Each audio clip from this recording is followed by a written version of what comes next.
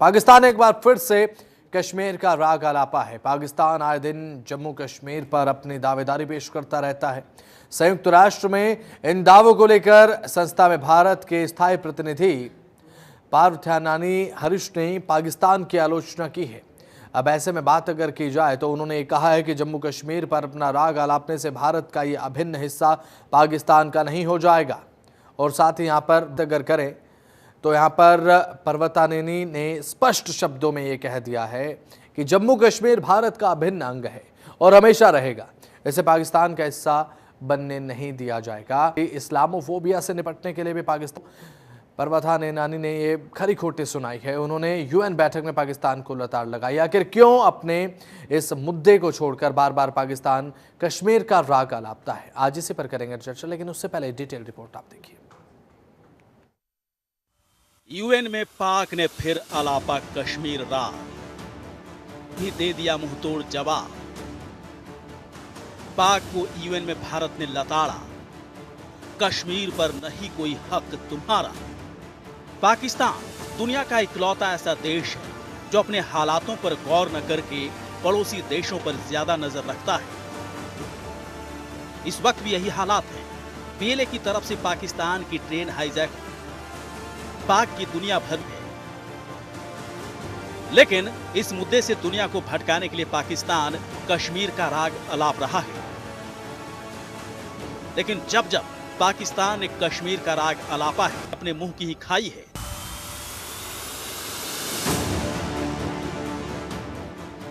और इस बार भी यूएन में ऐसा ही हुआ जब संयुक्त राष्ट्र सुरक्षा परिषद में पाकिस्तान ने कश्मीर मुद्दा उठाया तो उसने अपने मुंह की खाई। पाकिस्तान के विदेश मंत्री इशाक डार ने हाल ही में संयुक्त राष्ट्र सुरक्षा परिषद यानी कि यूएनएससी में कश्मीर मुद्दा उठाया था। ऐसे में भारत ने भी संयुक्त राष्ट्र यूएन में पाकिस्तान को करारा जवाब दिया। यूएन में भारत के राजदूत पार्थानेनी हरीश ने साफ साफ लफ्जों में कहा कि जम्मू और कश्मीर भारत का भिन्न अंग है और हमेशा रहेगा।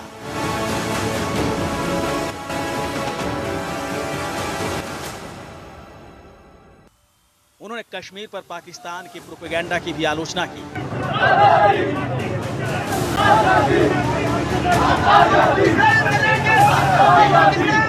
Part of India, the Union Territory of Jammu and Kashmir, in his remarks. I would like to reaffirm that Jammu and Kashmir has been, is, and will always be an integral and inalienable part of India. In fact, it is Pakistan that is in illegal occupation of parts of Jammu and Kashmir.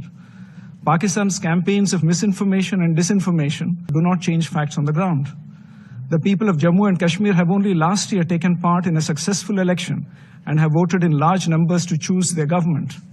The choice of the people of Jammu and Kashmir was loud and clear. Democracy in Jammu and Kashmir is vibrant and strong, unlike in Pakistan. Pakistan is a global epicenter of terrorism, harboring more than 20 UN-listed terrorist entities and providing state support to cross-border terrorism. पार्थानेनी ने दुनिया भर में Islamophobia से निपटने के लिए अंतर्राष्ट्रीय दिवस मनाने के लिए चल रही यूएन बैठक में पाकिस्तान को खरी खोटी सुनाई। पाकिस्तान के यूएन में हालिया बयान पर भारत का जवाब पढ़ते हुए उन्होंने कहा, हमेशा की तरह अपनी आदत के मुताबिक पाकिस्तान के पूर्व विदेश सचिव ने आज एक बार फिर भारतीय केंद्र शासित प्रदेश जम्मू कश्मीर का बेवजह संदर्भ दिया। बार बार जम्मू कश्मीर की बात निकालने से न तो उसका इस इलाके पर दावा मान्य होगा और न ही सीमा पार आतंकवाद को पालने को उचित ठहराया जा सकेगा।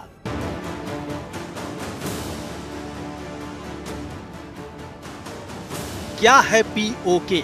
पाक अधिकृत कश्मीर है पीओके।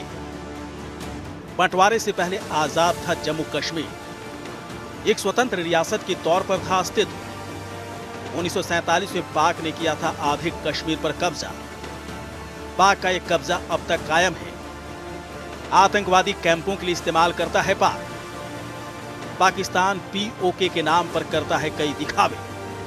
भारत सरकार की ओर से पार्थानेनी हरीश का यह बयान उन आरोपों को लेकर भी आया जिनमें पाकिस्तान ने कहा था कि पाकिस्तानी ट्रेन हाईजैक होने में भारत का हाथ है। पाकिस्तान ने अपने यहां ट्रेन हाईजैक में भारत की भूमिका बताई थी।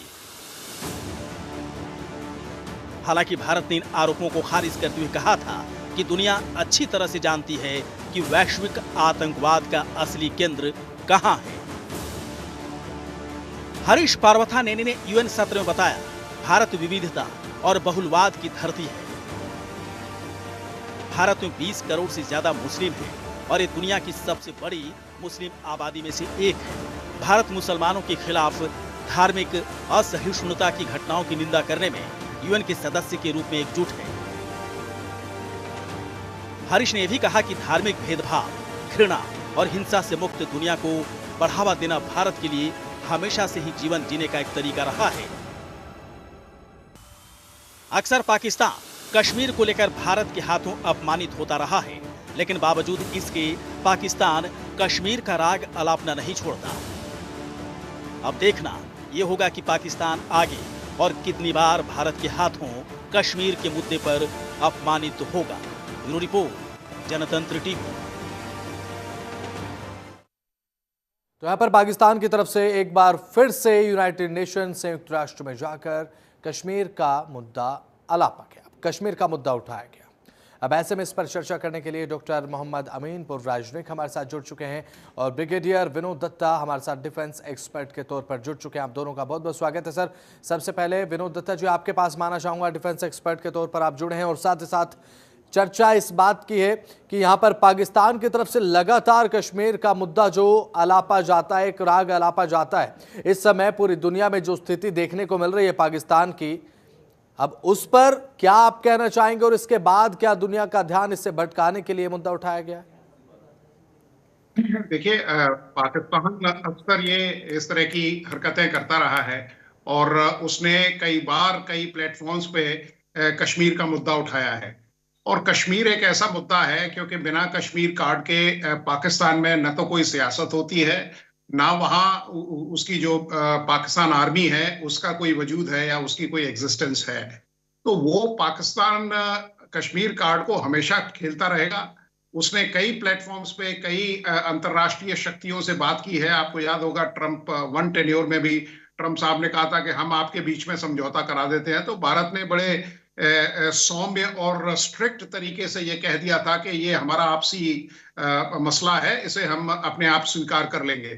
अगर आपको थोड़ा तारीख में जाएं तो जब यूएनओ का जो military observer group in India and Pakistan, UNMOGIP हुआ करता था और उस समय मैं भी कश्मीर में पोस्टेड था वहां, तो भारत ने वो भी एक कड़ा कदम लिया था जब उन्हें वापस भेज दिया गया था और उस पूरे मिशन को वाइंड अप कर लिया था क्योंकि कोई बहुत फ्रूटफुल रिजल्ट्स उसमें नहीं मिल रहे थे। तो पाकिस्तान का ये कहना है कि साहब कश्मीर का मुद्दा अगर ज्वलंत नहीं रहेगा तो पाकिस्तान में सियासत नहीं होगी।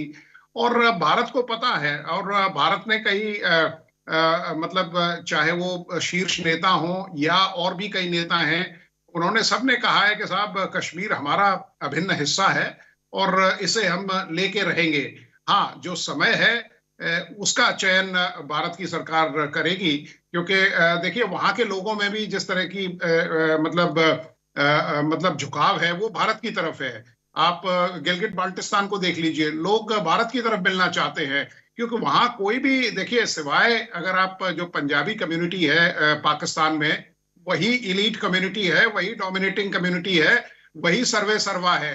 बाकी आप गिलगिट बाल्टिस्तान का, बलूचिस्तान का हाल आप देख ही रहे हैं, 44%। और वो दिन दूर नहीं है जब सन 71 दोबारा मतलब रिपीट होगा और पाकिस्तान इस बहुत अहम और बड़े हिस्से को खो दे।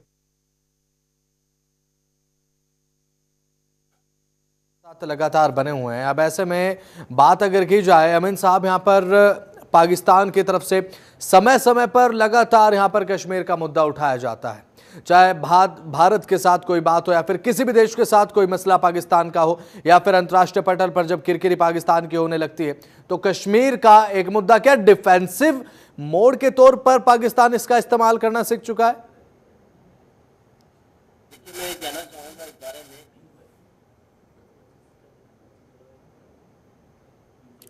सर आवाज आपकी नहीं आ रही है, इस ऑडियो को ठीक कराते हैं। अब ऐसे में अनम्यूट आपको सर पहले करना होगा।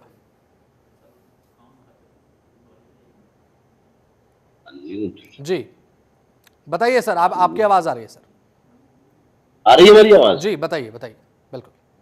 हाँ, मैं ये कहना चाहूंगा इस बारे में, हमेशा पाकिस्तान अपना राग अलापता है, हाँ। लेकिन आपने सुना होगा कि ये जब स्टार्ट हुआ था, जब 1947 की आजादी की बिल्कुल। बात आई थी, उस वक्त बात राजा हरि सिंह जी की करिए, जिन्होंने कि पाकिस्तान से न जाके जी। हमारे हिंदुस्तान में पंडित जवाहरलाल नेहरू पहले प्राइम मिनिस्टर थे, उनके साथ में समझौता किया था, और वो कहलाता है 1947 का पाकिस्तान का के सामने जो रखा गया था अवार्ड। ये देखिए क्या है, हरि सिंह जी ने हमारा साथ दिया और हमारे साथ आना पसंद किया, जो एक शांति प्रिय देश था हमारा, और शांति पॉलिसी है, और हमारे हर एक को लेके चलने वाले लोग हैं इंडिया के लोग। और पाकिस्तान ऑक्युपाइड जो उन्होंने कब्जा कर लिया था उस वक्त, उसको वे हमेशा इस बात से उठाते हैं, लेकिन एक मैं बता दूं कि जो पूरा कश्मीर है वो राजा हरि सिंह का था, और वो हमारा पार्ट है और हमारा है, और हमारा हमेशा रहेगा, इसमें कोई दो राय नहीं है। क्योंकि वो उससे अपनी रोटियां सेकते हैं पाकिस्तान के लोग और उनके लीडर्स, और वो करना धरना उनको देश में नहीं है, कोई डेवलपमेंट कोई बात आती है, जैसे अभी आप देख लीजिए, भी बात हो रही थी कि वहां पे ट्रेन हाईजैक हो गई बलूचियों ने। देखिए बलूचिस्तान भी जो है वो हमेशा जो उसका झुकाव था वो इंडिया की तरफ था, चाहे आप बलोच की बात कर लीजिए, हाँ। चाहे आप पीओके की बात कर लीजिए, यहाँ के जितने भी लोग हैं ये सब हमेशा पाकिस्तान के झुकाव की तरफ न होके हमारे इंडिया की तरफ उनका झुकाव रहा है, हमेशा वो जी। हिंदुस्तान के साथ मिलना चाहते हैं। जैसा कि हमारे रक्षा मंत्री ने भी कहा, अभी विदेश मंत्री की जो रिसेंटली इंग्लैंड की यात्रा थी जयशंकर जी की, उन्होंने भी इस बात का कहा, उनको जवाब दिया उन्होंने, हाँ। पाकिस्तान के जो जर्नलिस्ट ने पूछा था देखिए क्या है, तो उन्होंने साफ कह दिया, कहते देखिए हम हमारा जो तो उसमें के अंदर अभी चुनाव हुए जो हमारे हमारे पास है, हाँ। वो जो चुनाव हुए उसमें क्लियर कट हो जाता है कि वहाँ की जनता शांति चाहती है, डेवलपमेंट चाहती है, और हमारे साथ रहना चाहती है, ठीक है। जिसका नतीजा है कि आज उमर अब्दुल्ला की वहाँ पर सरकार बनी हुई है, और कोई जबरदस्ती नहीं है वहाँ मिलिट्री लगा के, बल्कि वहाँ पे एक प्रजातंत्र है, तो वो हमारे देश का ठीक है। पार्ट है और हमारे देश के साथ है। इसी वजह से आप देख लीजिए कि वहाँ आपको हर तरह के लोग खुश हैं, डेवलपमेंट हो रहा है हर तरह की, अब कुछ ना कुछ करने के लिए अब एक ठीक है। बलोचियों ने उनके ऊपर अटैक कर दिया, वो बिल्कुल। उनके ऊपर दबाव डाल रहे हैं, इसीलिए एक बात फिर उठा के उन्होंने डाली है बीच में, ये हिंदुस्तान उनको सुखा रहा है, इसमें बिल्कुल। अफगानिस्तान कुछ पार्ट है, और अफगानिस्तान और हिंदुस्तान दोनों की दोस्ती है, तो इसलिए शायद ये लोग ठीक है। को बता रहे हैं बलोचों को, और बलोच कर रहे हैं, लेकिन बलोचों ने क्लियर कर दिया कि नहीं, हमने पे कब्जा किया है और हमने ट्रेन को जो रोका है, अगर उनके लोग मारे जाएंगे या उनके किए जाएंगे तो मुस्लिम बना रखे 214 उनका उनको हम उड़ा देंगे, मुझे लगता है कि शायद उड़ा भी दिया हो, अब ये ठीक है। कंफर्म न्यूज नहीं है, लेकिन यही सुनने में आया है कि उन्होंने जो कहा है कि हम इन आदमियों को उड़ा देंगे। तो देखिए किसी तरह हाथ होती है, हमेशा पाकिस्तान को अपने देश के बारे में सोचना चाहिए, अपने बारे में सोचना चाहिए, अपने डेवलपमेंट के बारे में, और उससे अगर हमेशा बिल्कुल। साथ आता है तो पड़ोसी साथ आता है, लेकिन वो पड़ोसी से ही दुश्मनी की बात ठीक करता है। है, हमेशा हमारे ऊपर आंखें दिखाने की कोशिश करता है, और हमारा देश कभी भी इस तरह की बातें बर्दाश्त नहीं करेगा, न करता है किसी भी स्तर पे, चाहे यूनाइटेड नेशन की बात करिए, सिक्योरिटी काउंसिल की बात कर लीजिए, चाहे किसी, हमारा हिंदुस्तान बढ़ चढ़ के जवाब देता है, जिसका लिया आप स्टेटमेंट यूएन हमारे जो बिल्कुल जाहिर सी बात है सर, समय समय पर ये देखा भी जाता है। यहाँ पर विनोद दच्चा जी, अगर बात की जाए अफगानिस्तान के साथ पाकिस्तान की जब अनबन होती है तो कश्मीर का मुद्दा अंतर्राष्ट्रीय पटल पर पाकिस्तान सजा देता है अपनी तरफ से। अब ऐसे में बलूचिस्तान को लेकर अंतर्राष्ट्रीय पटल पर पाकिस्तान की किरकिरी शुरू हो चुकी है, तो एक बार फिर से कश्मीर का मुद्दा यूएन में पाकिस्तान की तरफ से उठा दिया गया। बात अगर भारत के साथ ऑन द टेबल आने की बात अगर की जाए रिगार्डिंग द टॉपिक पीओके की, सर मैं बात कर रहा हूं, पीओके में भी पाकिस्तान का विरोध वहां की आवाम की तरफ से खुलकर हो रहा है कि हम सेपरेशन चाहते हैं, पीओके भारत का था और भारत का होना भी चाहिए, क्योंकि इसके अलावा जो भी पूरा क्षेत्र पीओके के अलावा कश्मीर का है उसमें जिस तरीके से डेवलपमेंट इंफ्रा को लेकर काम हो रहा है वो भी वहां के लोग देख रहे हैं। अब ऐसे में पाकिस्तान की तरफ से एक डिफेंसिव मुद्दे के तौर पर कश्मीर का राग अलापा जाता है, पीओके का राग अलापा जाता है। बिल्कुल, पाकिस्तान के जो अभी सूरत हाल है, हाँ। अगर आप देखें तो एक तो उनकी जो इरोडिंग इकोनॉमी है और उनकी जो इरोडिंग डेमोक्रेसी है, जो उनकी जमहूरियत है, वो भी काफी लो एप पे है। और इन सब चीजों को, क्योंकि अच्छा देखिए, तीन बेसिकली ताकतें थी पाकिस्तान में, मिलिट्री, मुल्ला और अमेरिका। तो तीनों चीजें अब बिल्कुल ड्विंडल होती जा रही हैं। मिलिट्री का हालात देख ही रहे हैं, किस तरह से बलूचिस्तान ने उनके घुटने टिका रखे हैं, किस तरह से टीटीपी ने नकेल कस रखी है, और जिस तरह से तशद्दुद की वारदातें हो रही हैं, जिस तरह से पाकिस्तान आर्मी को दिन पे दिन शिकस्त मिल रही है, जिस तरह डूरन लाइन को वो शिफ्ट करना चाहते हैं, तो वो पाकिस्तान के बस में बात नहीं है। अब जिस तरह से उनका जो इंटरनल डिस्टरबेंस है, वो ये बता रहा है कि पाकिस्तान की जो हुकूमत है वो बहुत ज्यादा दिन तक बलूचिस्तान को मतलब सस्टेन नहीं कर पाएगी, उनको आजादी देनी पड़ेगी। क्योंकि ये जितनी भी चीजें इन्होंने रची गई हैं, क्योंकि पाकिस्तान का अगर आप वजूद भी देखें तो वो भी बिल्कुल साजिश, अगर आप जिन्ना साहब की मतलब शिरकत देखें भारतीय पॉलिटिक्स में, तो वो भी साजिश से भरी हुई थी। वो मतलब बलूचिस्तान के मुद्दे को दबाने का पाकिस्तान प्रयास कर रहा है, क्योंकि अपने स्टेट को, अपने राज्य को जब आप संभाल कर नहीं रख पा रहे, पीओके को लेकर यूएन में आप जा रहे हैं, सर उससे क्या होगा? हाँ, उससे कोई फर्क नहीं पड़ने वाला है। देखिए, ये बायलैटरल इशू है। भारत ने ये कई बार और कई बैनुल-अक़वामी प्लेटफॉर्म्स पे बताया है कि ये हमारा बायलैटरल इशू है, ये हम दोनों देश ही इसको सुलझाएंगे। और किसी भी थर्ड पार्टी को, अमेरिका जितनी बड़ी शक्ति को अगर भारत दरवाजा दिखा सकता है कि साहब आपकी जरूरत नहीं है, इसको हम अपने आप सॉर्ट आउट कर लेंगे, तो ये अमेरिका के लिए भी एक मतलब फेस सेविंग वाली बात है, और भारत की एक सुदृढ़ता और सॉलिडारिटी दिखाता है। तो भारत जिस तरह से, देखिए, जो हमारी शीर्ष लीडरशिप है, उन्होंने कई बार पहले भी कहा है कि वहां के जो लोग हैं जो पीओके में है, पाकिस्तान ऑक्यूपाइड कश्मीर में है, भारत के साथ आना चाहते हैं। आप बलूचिस्तान को देखिए, वहां क्या प्रोग्रेस है? कुछ नहीं है। सबसे ज्यादा खनिज पदार्थ वहां है, सबसे लीस्ट पॉपुलेशन वहां है, सबसे लीस्ट डेवलपमेंट वहां है। वहां के जितने भी आप, चाहे वो मतलब किसी भी चीज से आप देख लीजिए, यही गिलगित बाल्टिस्तान में हो रहा है। जो पनबिजली परियोजना है वो सब मेनलैंड के लिए इस्तेमाल की जा रही हैं। तो इन सब चीजों को देखते हुए भारत, तो वो लोग भी चाहेंगे, और वो दिन दूर नहीं है जब लोग हथियार उठा के भारत की तरफ रुख करेंगे और कहेंगे कि साहब हमें शरण दीजिए। जैसे बांग्लादेश से लोग भारत में आना शुरू हो गए थे जब ईस्ट पाकिस्तान था, तो वही भारत को करना पड़ेगा। या तो इन को बिल्कुल एक नया स्टेट बना के देना पड़ेगा, या भारत उसको अपने में विलय कर लेगा, क्योंकि वो हमारा अभिन्न हिस्सा है। बिल्कुल, जाहिर सी बात है। यहाँ पर मोहम्मद अमीन साहब हमारे साथ लगातार बने हुए पूर्व राजनयिक। डॉक्टर साहब, अगर बात की जाए, पाकिस्तान की तरफ से यूएन में हमेशा से कश्मीर के मुद्दे को लेकर, भारत को लेकर ये बात कही जाती है कि भारत पीओके को लेकर हमेशा विवादित, एक विवाद में इंडल्व रहता है पाकिस्तान के साथ। हालांकि बायलैटरल मुद्दा है, दोनों देशों के बीच का मुद्दा है। अब ऐसे में ऑन द टेबल भारत तो देखिए साफ कर चुका है कि पीओके को लेकर अगर कोई बात पाकिस्तान को करनी है, जो चीज हमारी है, जो हमारा है, उसे लेकर बात कोई करने का फायदा है नहीं।